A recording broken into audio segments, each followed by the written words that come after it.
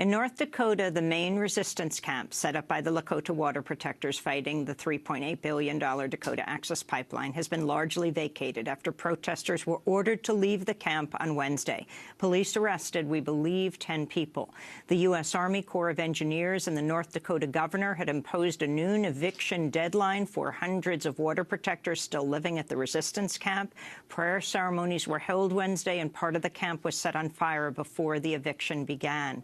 Water protectors say the resistance camp sits on unceded Sioux territory under the 1851 Treaty of Fort Laramie, and that they have a right to remain on their ancestral land.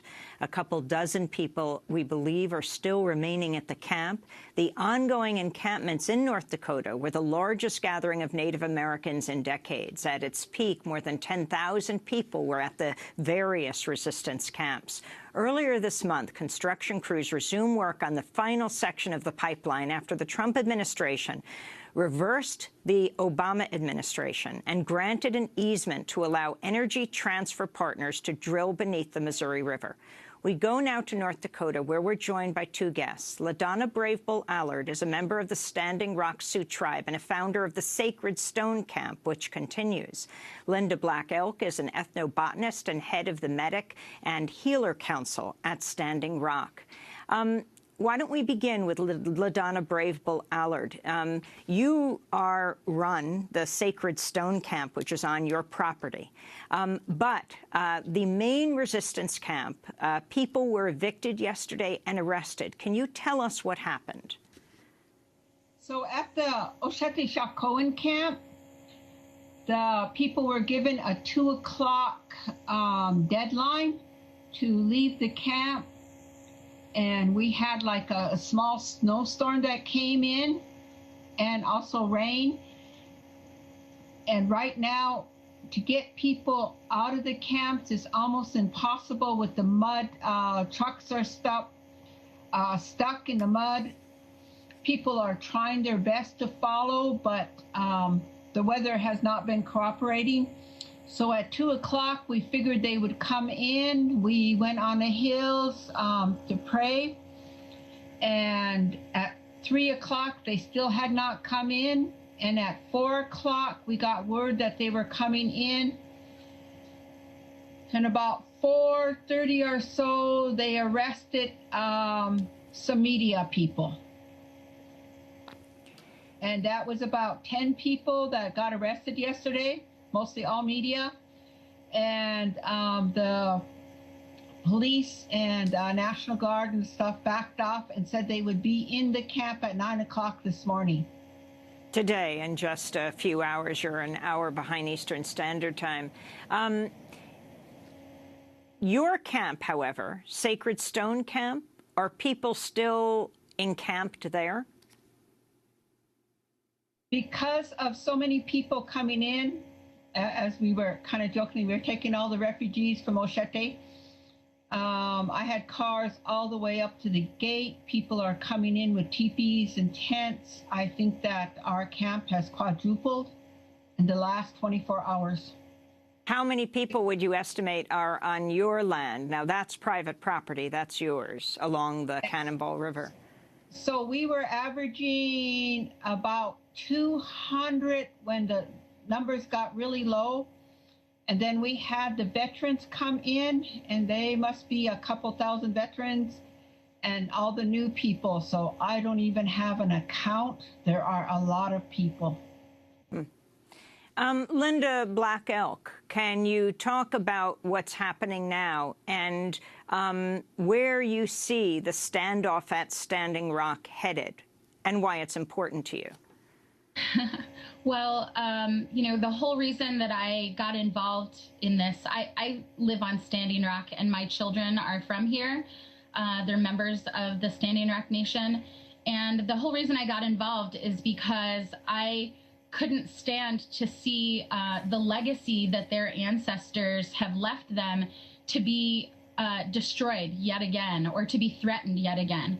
And so I got involved to protect the water. But you know, I realize that this is about more than just water. This is, of course, about treaty rights also. This is about the protection of sacred sites.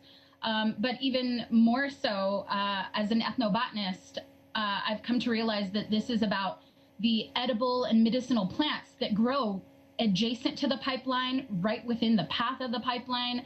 This pipeline is akin to cultural genocide. So, I know that I have to stand up and keep fighting. And yesterday, this eviction from the large camp, it's just a part of the process. I'm not deterred at all. LaDonna isn't deterred at all. We know we have to keep standing.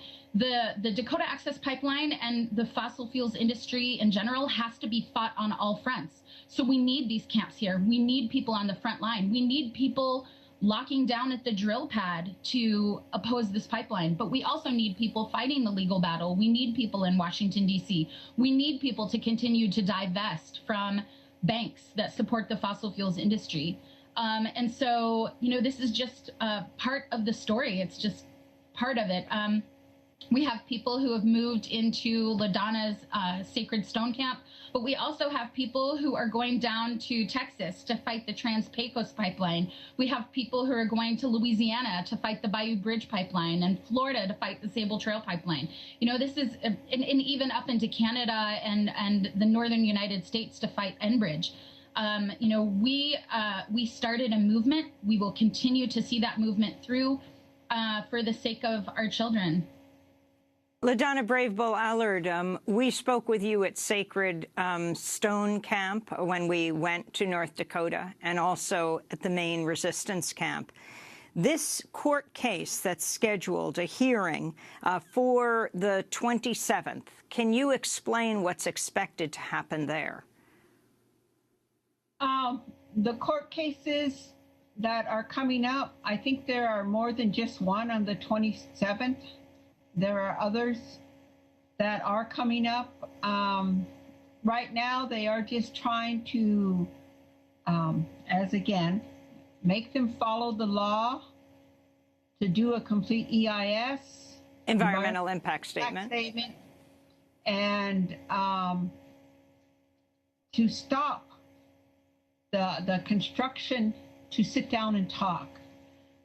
We understand that no matter what we do or say at this moment in time, we must stand by what the legal people are doing.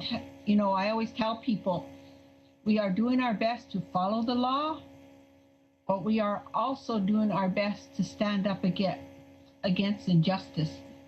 And because they did the evictions, they thought they would stop the movement. All they have done is enhanced us. All they have done is made us understand what kind of limits they would go to. We know that when you are on the right side of justice, you continue to stand in prayer and nonviolent resistance. Can you explain, Linda Black Elk, the fires that were set? Some said to return the land, the resistance camp, to its original condition before they were evicted. Is that true? Well, it's true that controlled burning is certainly a part of the Lakota culture traditionally.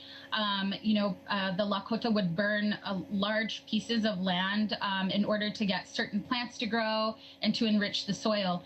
I can't say that that was the goal of the people who set those fires. I think a part of it was just that they didn't want to see, when people came to camp, when people came to Oceti, they came for the long haul. There were people who built their lives in camp, who even would go to work every day from camp and then come back. They had their families there. It really was about creating a sustainable community where people could live forever. People weren't putting foundations into the ground, but they were building homes, in Mongolian gers and traditional Lakota teepees. And so I think people didn't want to see their beloved homes taken or confiscated by the same people who are attacking us and oppressing us. North Dakota has, I've said it many times North Dakota has lost its mind. I'm just a mom and I'm a teacher. And yet I can tell you dog breeds that have attacked me. I know the difference between tear gas, CS gas, and pepper spray, and the difference in the way that those feel. I know how to spot infiltrators and agent provocateurs. You know, I know these things. I'm just a mom in the Dakotas. I'm just a mom on Standing Rock working to protect her children. And I know things that I never in my wildest imagination thought that I would have to know. And so, you know, I understand the sort of panic and grief that people were going to. When they burned those structures, part of their hearts were in that. And yeah, it's just, you know, it's a continued legacy of oppression by the United States government. Was anyone injured in the blaze? We heard 2 children, a 17-year-old and a 7. Have you heard anything about that? So we know a 17-year-old girl was injured, no 7-year-old, when a propane canister blew up that was inside one of the buildings. I will tell you that with what had happened at the front lines when the people came in and they broke up teepee poles and tore down the teepees. They did horrible things to the property, and so people at Ochete said they did not want that to happen to their property. As you know, each one of a teepee pole is sacred and how the teepees go up, and so they were just bulldozing and breaking up these teepee poles, and people did not want to see that. Let me ask you about legislation. In North Dakota, the State House of Representatives has advanced a bill that would allow companies to conceal spills of oil, natural gas, and contaminated water. House Bill 1151, passing overwhelmingly, would end a requirement that fossil fuel companies report spills at well sites of less than 10 barrels or 420 gallons. What do you know about this? So, you know, we've heard over and over one of the arguments for the Dakota Access Pipeline. People keep telling us that pipelines are by far safer than traveling over the road or traveling over rail. Well, the issue is that pipeline spills don't get reported at the same rate as those other methods of transportation. And so we know that you know, it's not illegal to leak a little bit of oil, right? It's not illegal for these pipelines to leak a little bit. So what I know is that that's always been going on. They've just legalized it and made it so that these companies who are putting money into the pocketbooks of North Dakota politicians don't have to report it.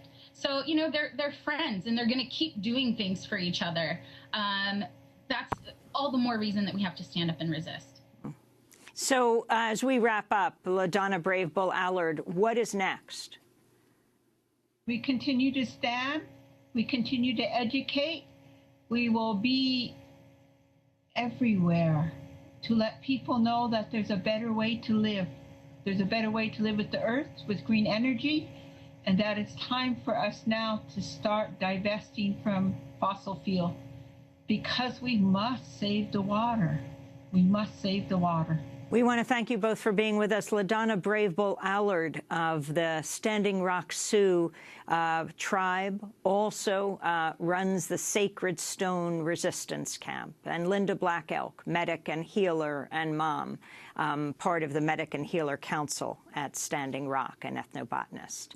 This is Democracy Now! When we come back, we go to Madison, Wisconsin, to talk about the new EPA administrator. While he was approved last week, thousands of emails have just been released from the Oklahoma Attorney General office. He was the Oklahoma Attorney General.